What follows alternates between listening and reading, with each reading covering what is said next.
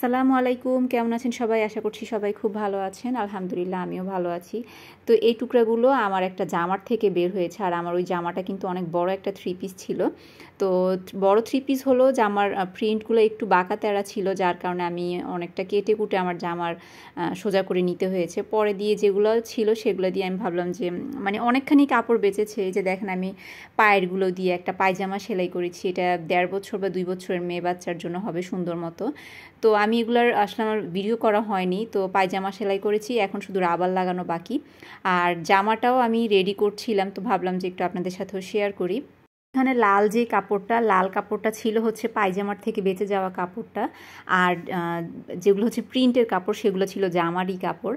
তো ভাবলাম যে লাল কাপড় যখন আছেই, ওই যে বলেছিলাম আমার ঘরে তো বান্ডেল করে আমি রেখেছি, সেগুলোর মধ্যে কিন্তু আরও অনেক লাল টুকরা টাকরি আছে। তো ভাবলাম যে এই লাল টুকরাটা দিয়ে যেহেতু ম্যাচিং হবে এটার সাথে, ভালোও লাগবে দেখতে।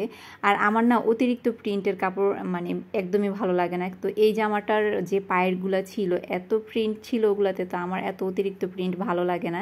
এই জন্য এই প্রিন্টগুলো আমি আমার জামা থেকে কেটে কেটে আগে আলাদা করে রেখে দিয়েছিলাম। এখন এই বেবি ড্রেসটাতে আমি হচ্ছে পায়েরগুলা দিয়ে কুচি দিয়ে দিয়েছি। আর ঘরে যে অল্প স্বল্প কিছু লেস ছিল, তো এগুলা দিয়ে একটু আমি দেখছি যে কোন লেসটা সুন্দর লাগবে। আর এই লেসগুলো কিন্তু আমি যখন মিরপুর হোপ মার্কেটে গিয়েছিলাম, একটা লোক হচ্ছে রাস্তায় বসে বিক্রি করছিল অনেকগুলো লেস। তো আমি ওখান থেকে সব সাদা লেসই এনেছি, কারণ সাদা লেসগুলো হচ্ছে এমন মানে যে কোনো জামার সাথেই দেখলাম যে ভালোই ফুটে কালারফুল লেসের তুলনায়। সাদা এই ছোটো লেসগুলো হচ্ছে হিজাবের নিচে দেওয়া যায়, পায়জামাতে দেওয়া যায়, হাতে দেওয়া যায়। আবার মেয়ে বাচ্চাদের জামাগুলোতেও কিন্তু খুব সুন্দর দেওয়া যায়, পায়জামার নিচে দেওয়া যায়, বেশ ভালোই ফুটে। এই লেসগুলো কিন্তু আমি বেশ অনেক সস্তাতেই এনেছি। তো এখন পর্যন্ত আর ঢাকায় যাওয়া হয়নি এই লেসগুলো আনার পরে।